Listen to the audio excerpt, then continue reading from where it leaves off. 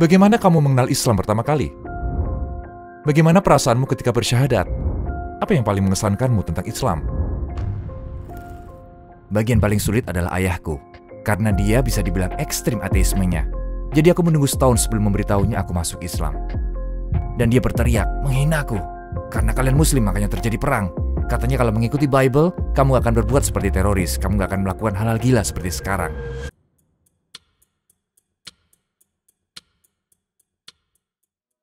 Namaku Stan. Aku berasal dari Belgia, aslinya dari Brussel, dan sekarang tinggal di Turki untuk Erasmus, pertukaran pelajar dalam bidang ilmu hukum. Umurku 23 tahun dan alhamdulillah sudah 6 tahun, aku masuk Islam. Bagaimana perasaanmu ketika bersyahadat?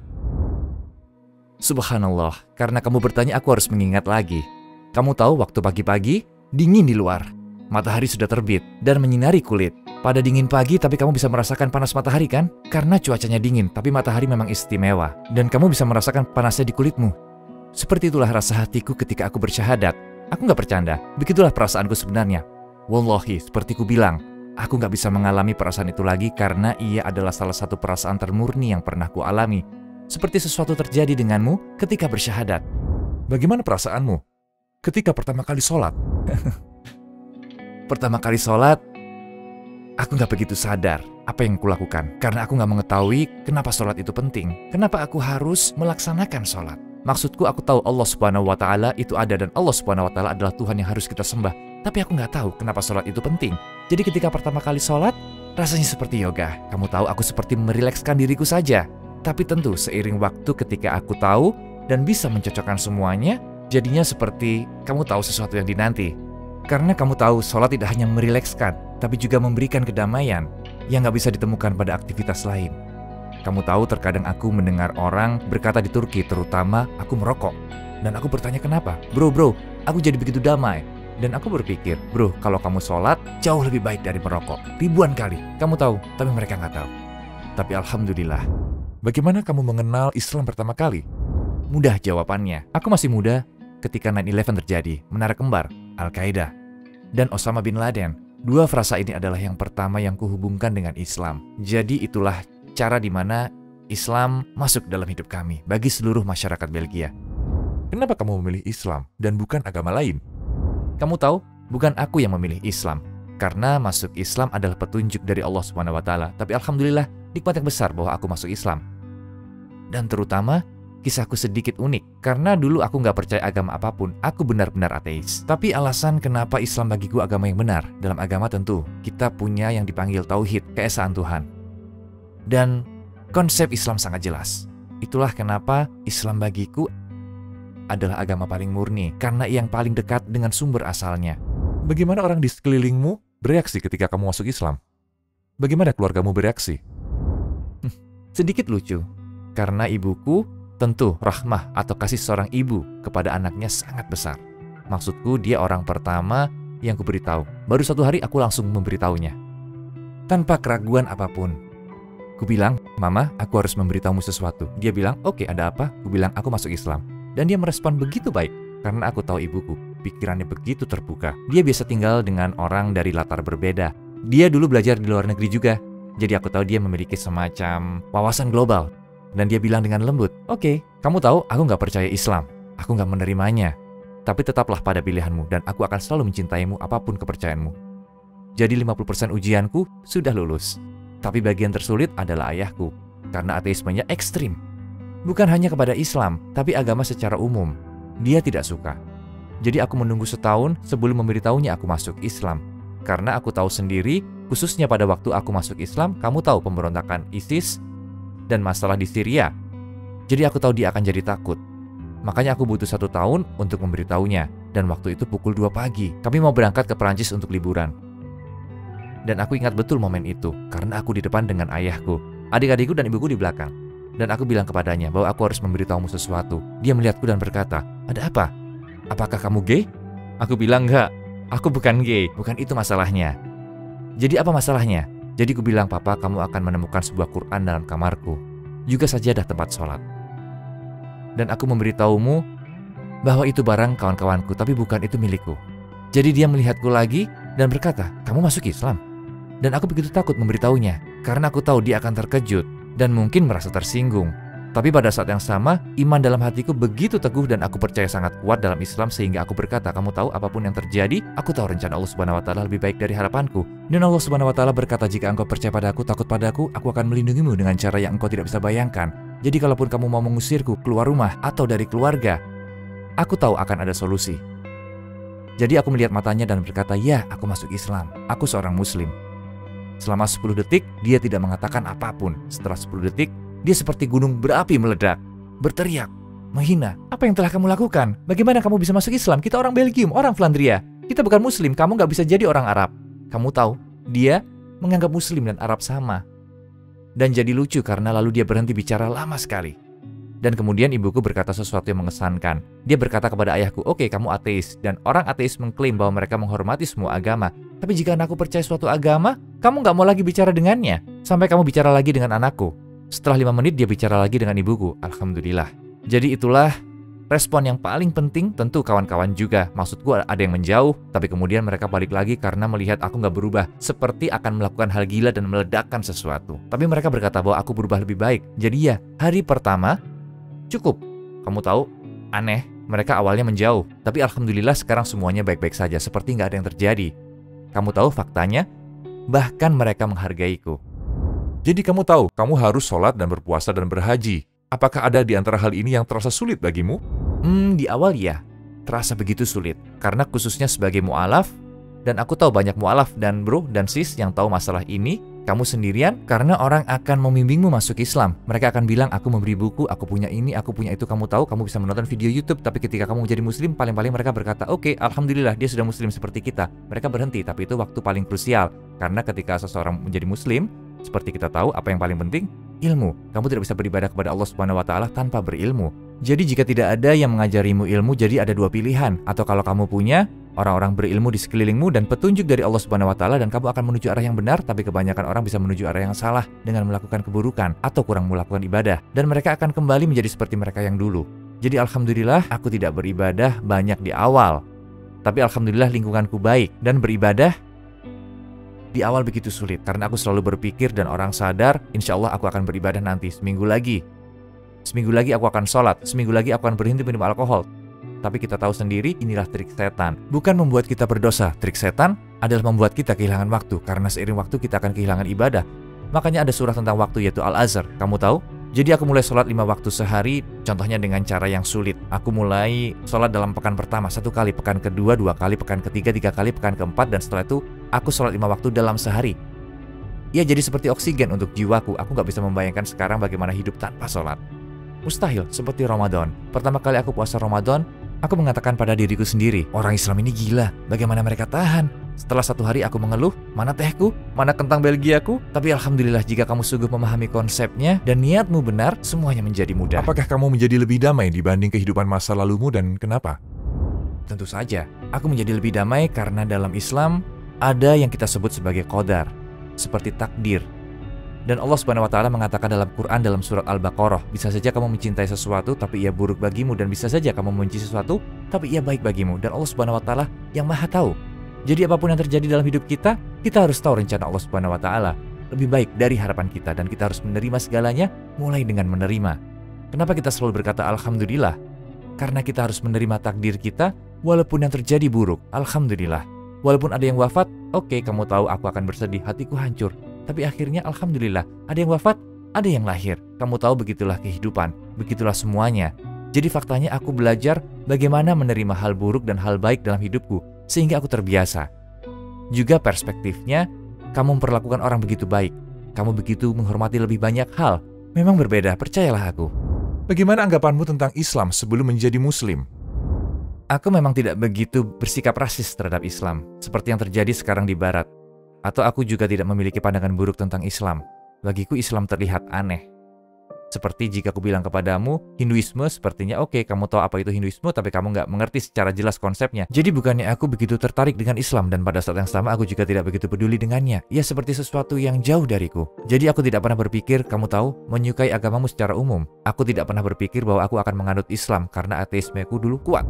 Tapi apakah kamu punya prasangka? Tentu, kamu melihat media, Dan Islam tidaklah digambarkan sebagai agama terbaik di dunia. Jika kita harus mengatakan sejujurnya, kita melihat setiap hari terkait Islam seperti Al-Qaeda, organisasi teroris semacam itu. Jadi sedikit hal-hal yang ku ketahui tentang Islam itu buruk. Tapi pada saat yang sama, aku juga menjadi terpengaruh. Jadi aku cukup terpengaruh, sehingga aku tidak mengarah ke Islam. Karena di Belgia kami menghubungkan Muslim, terutama dengan orang-orang kelas bawah. Kita harus objektif, karena reputasi Muslim memang buruk. Maksudku, mereka kebanyakannya terlibat tindakan kriminal, atau terkadang mereka benar-benar dianggap buruk oleh masyarakat. Aku pikir kebanyakan orang di Eropa menjauh dari Islam, karena mereka benar-benar tidak mengenal Islam dan tidak mengenal budayanya. Kenapa kamu tidak bertahan sebagai penganut Kristen dan kamu merasa perlu mencari lebih lanjut? Jadi ketika umurku 14-15 tahun, dari begitu muda sebenarnya, aku sangat tertarik dengan pertanyaan, bukan kepercayaan, tapi pertanyaan kenapa kita hidup, apa yang ada setelah kita mati, kamu tahu? Dan ketika umurku 14-15 tahun, karena aku belajar bahasa Latin di SMA, aku mulai membaca filosofi, buku tentang pemikir besar Eropa, seperti Immanuel Kant, Kierkegaard, dan mereka banyak mempengaruhiku. Jadi aku benar-benar yakin sebagai ateis. Tentunya juga karena orang tuaku mendidikku sebagai ateis. Maksudku begitulah hidupku.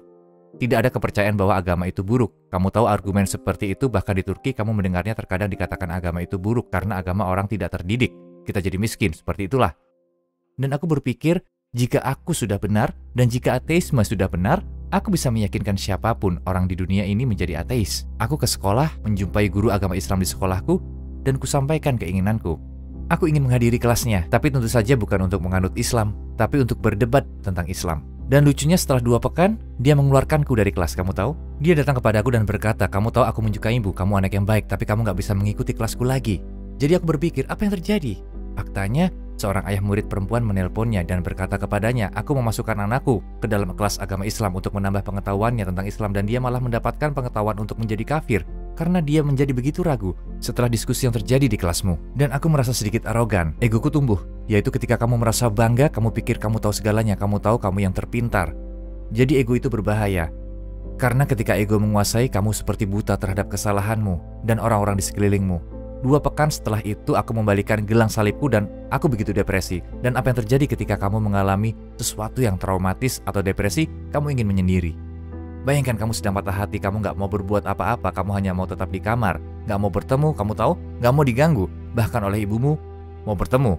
Jika dia datang dan bertanya, aku hanya mau menyendiri sementara waktu. Dan aku pergi ke Bolivia, suatu negara di Amerika Selatan. Dan Bolivia adalah salah satu negara termiskin di Amerika Selatan. Dan waktu itu aku bekerja untuk anak yatim. Aku melakukan kegiatan kemanusiaan ketika di Bolivia. Sungguh indah, karena anak-anak yatim ini mungkin umur mereka 5-6 tahun. Dan mereka lebih bahagia dari kita semua hari ini sekarang.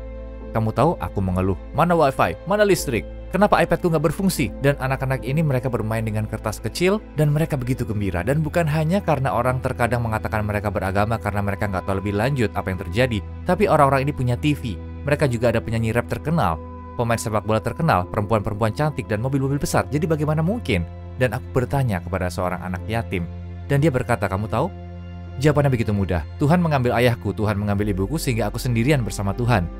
Dan begitu terkejutnya aku dengan jawabannya. Kamu tahu, dan khususnya karena anak yatim itu kamu tahu telah berhasil menyentuh hatimu paling dalam. Karena bahkan Rasulullah SAW adalah anak yatim. Dan aku mulai berpikir, karena di Belgia agama dianggap buruk, Muslim teroris, Yahudi pencuri, Kristen pedofil, dan aku berpikir sebaliknya di Amerika Selatan agama adalah sesuatu yang sangat indah karena agama orang bersama, karena agama orang bisa hidup. Kamu tahu. Jadi aku mulai mempelajari Bible dan berpikir selama 6 bulan aku mendedikasikan diriku untuk agama Katolik. Jadi aku biasa ke gereja dan pada waktu Natal aku percaya itu waktu kelahiran Yesus Kristus. Jadi kamu pergi pada tengah malam dan pendetanya berkata, orang Kristen kamu harus menjadi pengaman dari Tuhan. Kami mengirim Yesus Kristus anak Tuhan dengan Roh Kudus dari Tuhan dalam Tuhan. Aku jadi bertanya-tanya, siapa Tuhan? Kamu tahu? Karena tauhid adalah basis agama kita. Kita perlu tahu siapa pencipta kita. Jadi bayangkan ketiga itu adalah penciptaku. Kenapa aku berdoa menghadap salib? Kenapa aku berdoa menghadap Maria?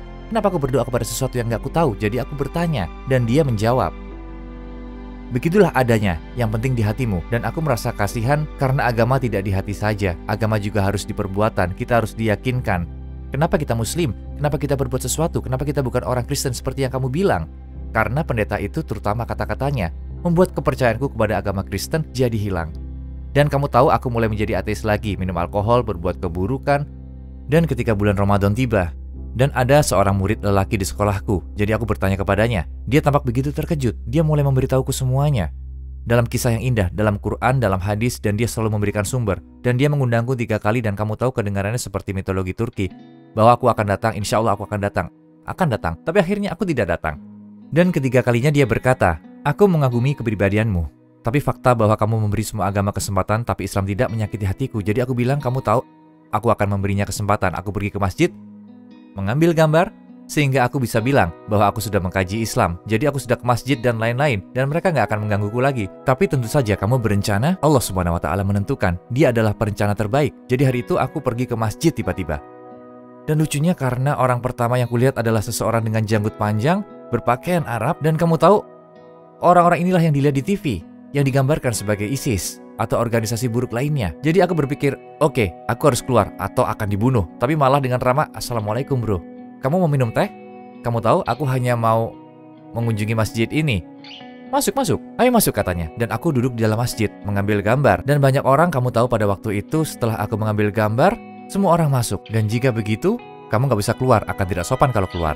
Dan tentu saja karena rambutku pirang, aku jadi semakin curiga. Dan di setiap masjid ada toko buku. Dan di kananku aku melihat Quran. Tetapi aku tidak pernah memegang Quran di tanganku. Jadi ketika membaca Quran, surat Al-Fatihah, hatiku tersentuh. Aku menangis seperti anak bayi. Betul, aku menangis seperti anak-anak. Dan karena proses ini bahwa dari ateisme ke Kristen ke Islam, aku tahu Islam berbeda. Islam yang benar. Dan begitulah kisahku menjadi Muslim.